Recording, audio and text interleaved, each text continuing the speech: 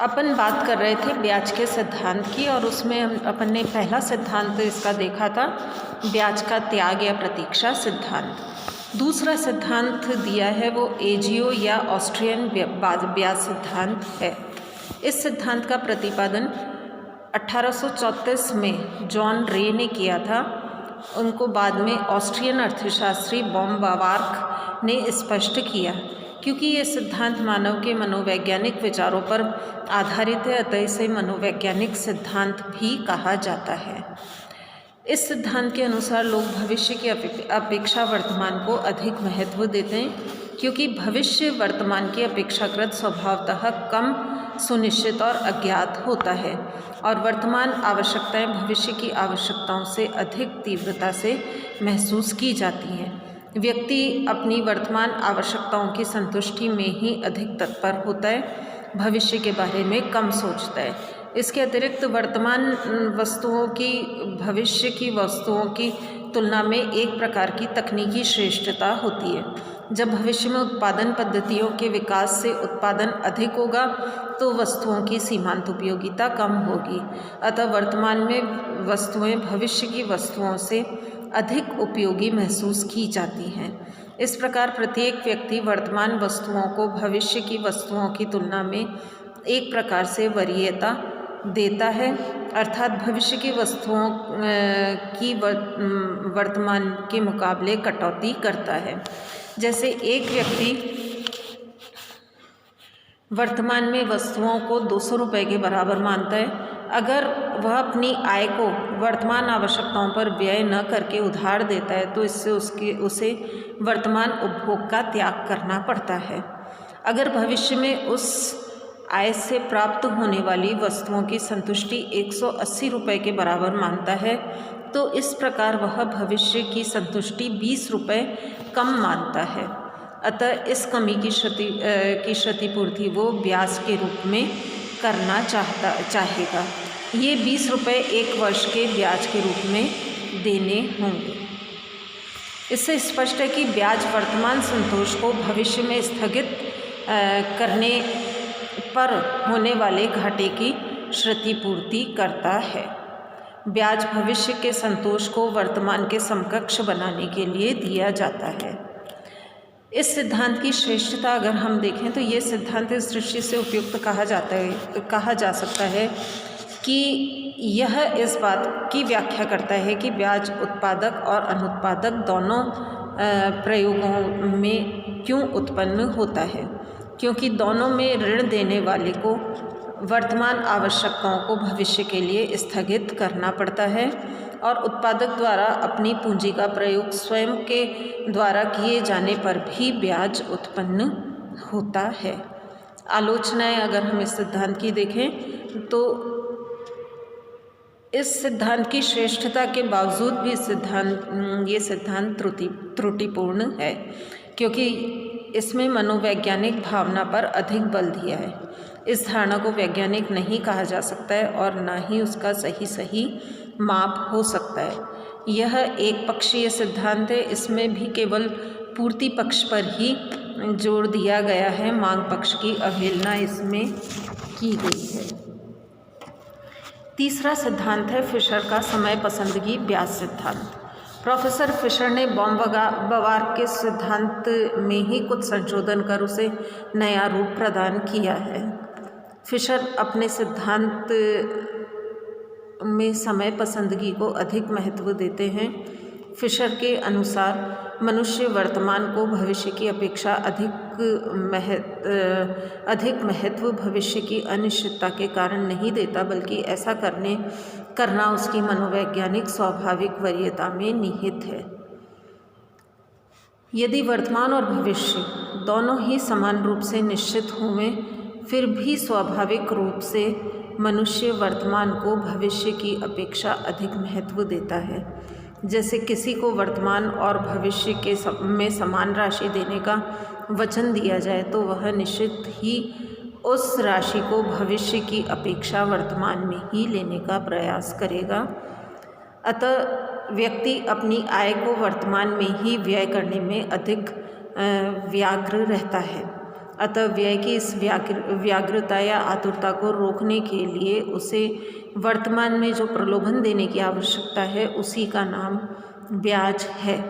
मनुष्य को अपनी आय को वर्तमान में व्यय करने की आतुरता या व्याग्रता जितनी अधिक होगी, ब्याज की दर भी उतनी ही अधिक होगी। इस प्रकार ब्याज की दर मनुष्य की व्यय करने की व्याग्रता पर निर्भर करती है। फिशर के अनुसार ब्याज समय पसंदगी की क्षतिपूर्ति है जो आय को वर्तमान में व्यय करने की व्याग्रता पर निर्भर है। समय पसंदगी कुछ बातों पर निर्भर करती है, कुछ तत्वों पर निर्भर करती है, जिसमें पहला तत्व है आय का आकार और मात्रा।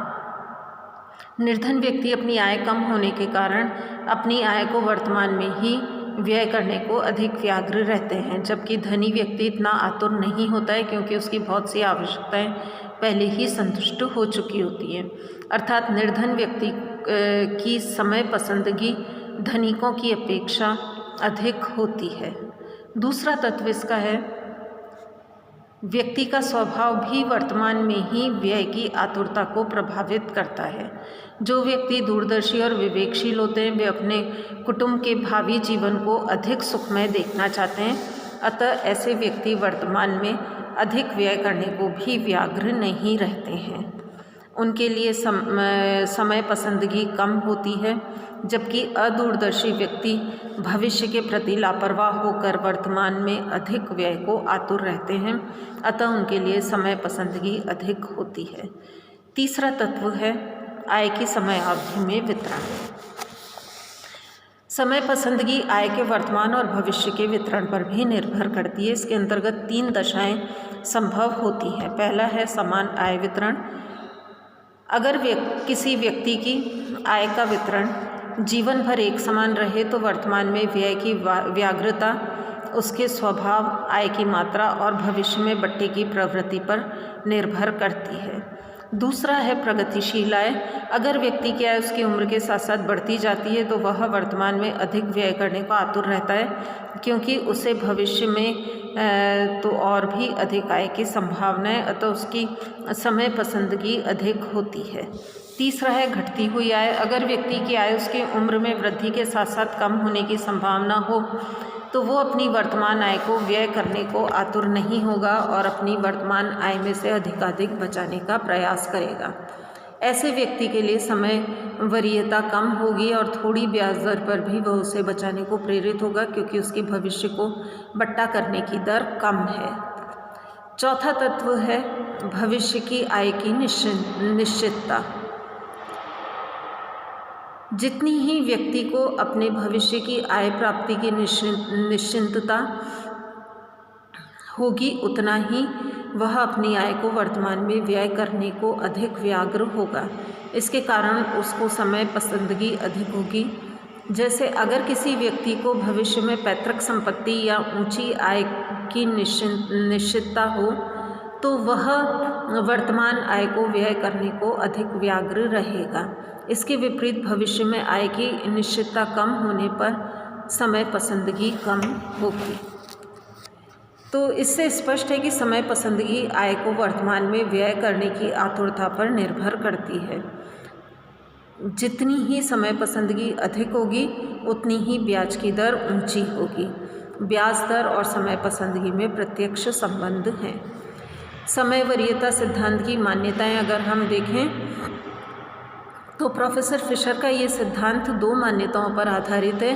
पहला है मुद्रा की क्रय शक्ति में भविष्य में भी स्थिरता रहती है और उसमें समयावधि में कोई परिवर्तन नहीं होता, जबकि वास्तव में क्रय शक्ति में स्थिरता नहीं रहती है। क्रय शक्ति में स्थिरता न रहने पर भी यह सिद्धांत लागू नहीं होता। दूसरा है ऋणदाता की परिस्थितियों में परिवर्तन का अभाव। दूसरी मान्यता यह है कि अगर बचतकर्ता की परिस्थितियां व स्वभाव भविष्य और वर्तमान में समान ही रहते हैं, जबकि वास्तव में वह मान्यता भी व्यवहार से परे है। अब हम देखें इस सिद्धांत की समय पसंदगी सिद्धांत की आलोचनाएं। तो समय सिद्ध यद्यपि फिशर की ये जो समय पसंद की सिद्धांत है, ये मनोवैज्ञानिक धारणा का बहुत ही तार्किक विश्लेषण है, फिर भी ये सिद्धांत भी पूर्ण नहीं है। इसकी कुछ आलोचनाएं की जाती हैं, जिसमें पहली आलोचना यही है कि ये सिद्धांत एक पक्षीय है, क्योंकि ये भी केवल पूंजी की पूर्ति पक्ष पर ध्यान देता है और मांग पक्ष की अवहेलना करता है। ये बताता है कि ब्याज क्यों लिया जाता है, पर इसमें इस बात पर ध्यान नहीं दिया गया कि ब्याज क्यों दिया जाता है। दूसरा है, ये गलत मान्यताओं पर आधारित है। इस सिद्धांत की जो दो आधारभूत मान्यताएं हैं, पहला है द्रव्य की क्रय शक्ति और दूसरा है बचतकर्ताओं की परिस्थिति वर्तमान और भविष्य में स्थिर रहती है। ये दोनों ही मान्यताएं वास्तविक जीवन से परे है। व्यवहारिक जीवन में द्रव्य की क्रय शक्ति और बचतकर्ता की परिस्थितियां दोनों ही परिवर्तित होती हैं। तीसरा है, बचतकर्ताओं की मनोवैज्ञानिक धारणा को सही मापकर ब्याज दर के निर्धारण का कोई निश्चित सिद्धांत प्रतिपादित करना संभव नहीं है। इन आलोचनाओं के बावजूद भी इस सिद्धांत ने कीन्स के तरलता पसंदगी सिद्धांत का मार्ग प्रशस्त किया और अंततः आधुनिक सिद्धांत का विकास हुआ। बाकी का कल देखेंगे।